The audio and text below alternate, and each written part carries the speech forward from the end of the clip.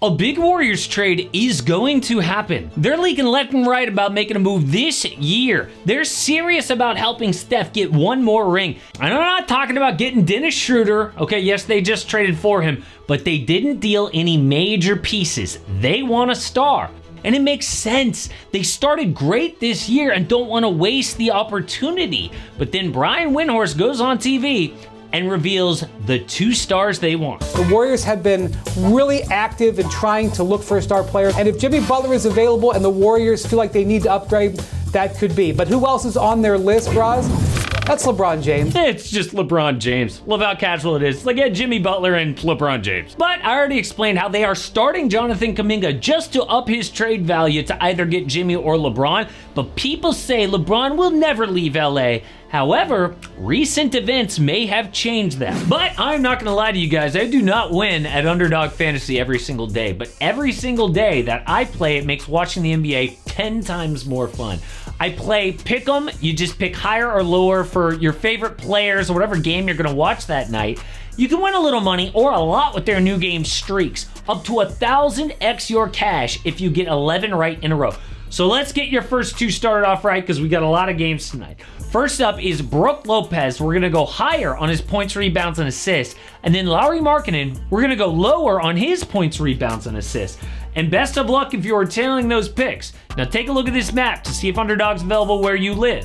Texas, California, Florida with champions, for example. But always use my promo code AMHOOPS because you can only choose one of my picks if you want to. You'll get a free pick with that code and up to $1,000 in bonus cash. Oh, and by the way, you're telling me that LeBron happens to take a personal reasons leave right after all this trade talk pops up? No, this is classic LeBron. Mr. Passive Aggressive. If you have followed his career, dude rarely comes out in the media. He usually sends signals like subtweeting Kevin Love or wearing a Knicks towel on purpose during a post-game interview. So he's away from the team for personal reasons right now? That's a coincidence? I highly doubt it. But would the Warriors be stupid to make this happen? I mean, LeBron just had one of the worst shooting slumps in NBA history. Missed 19 three-pointers in a row. 3 more would have been the NBA record. I mean, his shooting has always been streaky, but now he's having trouble with the basics. Last week in Minnesota, dude needed a 4th quarter free throw just to hit 10 points. And he's got this ridiculous streak of scoring 10 points like a million games in a row, but now he's like fighting just to keep it alive. Like even if it's garbage time, even if he could get injured, he needs his 10 points. And of all guys who have played at least 500 minutes this year, so basically all the starters, LeBron is dead last in on-off. That means the Lakers are 19.2 points worse with LeBron on the floor. I can't explain how insane that is. It used to be the exact opposite his entire career until now. Now, obviously, that is not a perfect stat, and the team has a lot to do with it, but something's not right. But that didn't stop them from asking about a LeBron trade last year, and LeBron said no. Then the Olympics happened. LeBron won a gold medal with Steve Kerr and Steph Curry. He was Team USA's most trusted player, about 25 minutes a night, surrounded by talent and dominated. He was energized. No wonder they don't care about this slump. Warriors saw what Steph and Bron looked like 4 months ago, and it was awesome. But would LeBron actually say yes? That is where recent events come in. So LeBron's got a no trade clause in his contract, but Kendrick Perkins says if Bron wants to leave, the Lakers are not going to stop him. The only way that happens is if LeBron thinks the Lakers have no chance. Maybe even uses this rumor as leverage to force LA to make a trade, because they started 10-4 with Anthony Davis getting buzzed for MVP. Vibes were great. 10 games later, they're 14-2, 10th in the West, and it all started with a late game collapse against the Magic. This is where the season fell apart. AD can ice the game, up 2 with 20 seconds left, but he bricks both free throws. That leads to Franz Wagner hitting the game-winning 3 with 2 on the clock.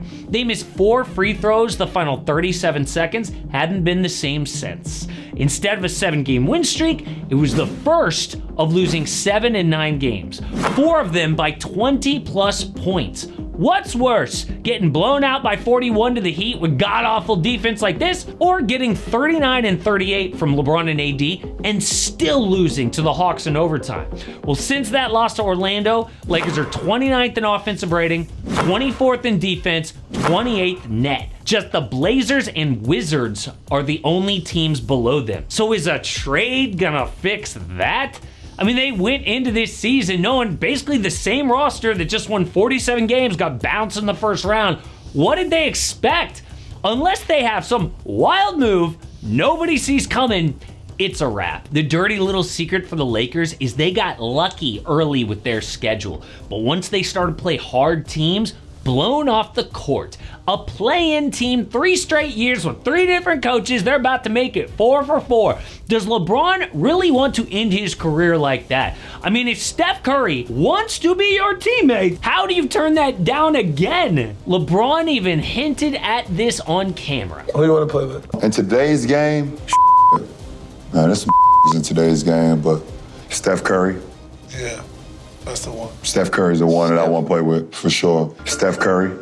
Yeah, that's the one. Steph Curry's the one that I want to play with, for sure. I love how Steph's like, you know what you're doing with this quote, you jerk. And since then, both guys have kept hinting about playing together, so we know the desire is there. And if LeBron loses hope for LA, what would it take to move? Well, the first thing is the Lakers being out of the playoff mix altogether come January. All they would need is one big injury for that to happen. Then Rob Pelinka says, nope, we are not making a trade. The Lakers aren't going to do it if the season can't be saved, right?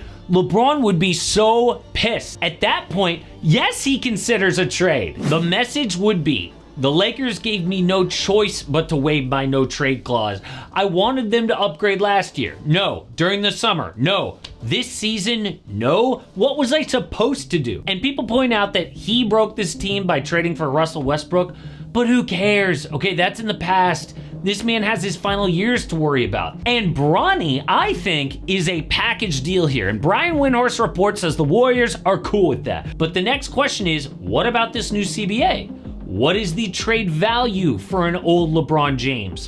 Do the Dubs have to give up a lot? Well, Bobby Marks is an expert at trades, having run the Nets for years, so LA Radio asked him this exact question. LeBron goes to the Lakers and says, you know, I'd like to be traded, and I'd like to be traded to Golden State. Is there a way to do that? Yeah, there is a way to do it. It's basically kind of just stacking contracts here. I think when you look at it, Golden State's perspective, they've got a lot of, certainly the Andrew Wiggins contract. He's got to be part of it, yeah, right? He's the $26 million guy. Right. And then you're looking at, you know, they've got a lot of expiring, whether it be Gary Payton, whether it be Kuminga, whether it be Looney, guys like that. Very interesting. At no point did he mention a draft pick. So 40-year-old LeBron would only take matching salaries. So the Warriors get LeBron James and Bronny plus 2 first-round picks. The Lakers get Andrew Wiggins, Jonathan Kuminga, and Gary Payton II. Nets get Brandon Podziemski and Lindy Waters. This trade officially works in the new CBA. Podziemski is having a rough second year so far. Yes, they value him a lot, but getting 2 picks ain't bad. Plus, they need to involve a third team with cap space to make this work. For the Dubs, LeBron is surrounded by depth and becomes that number 2 scorer behind Steph. Shams specifically said they're looking for a playmaker and a scorer, which perfectly describes LeBron James. Their Olympic chemistry was amazing. Now, I realistically think Jimmy Butler is much more likely to become a Warrior because the smoke is already there in Miami, but I don't think a LeBron-Steph partnership is all that crazy this season. And speaking of the Jimmy drama, Shams reports that Miami is taking calls on him, but dude has a 3-team wish list. So I went through each and every team and explained why only one really makes sense.